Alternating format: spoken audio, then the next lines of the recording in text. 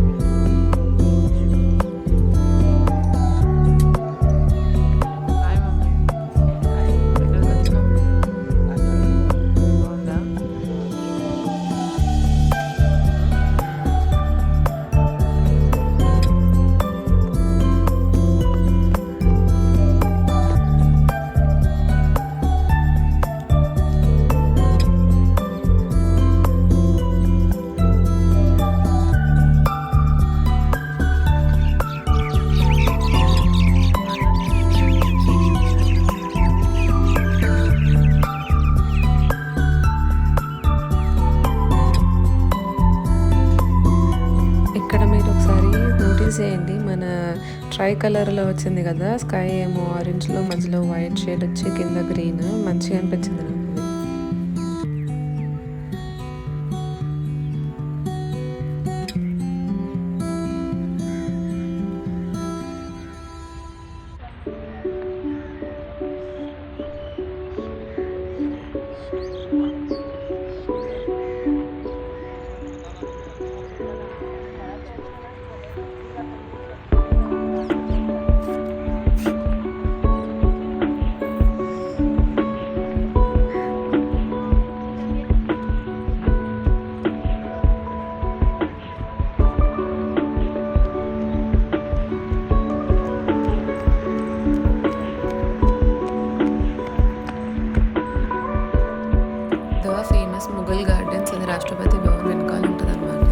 అది ఇంతకుముందు ముఘల్ గార్డెన్స్ అని పిలుస్తుంటే ఇప్పుడు దాన్ని అమృత్ ఉద్యానం పిలుస్తున్నారు.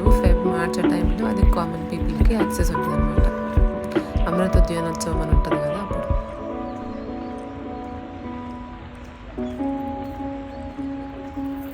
Thanks for watching this video. Bye.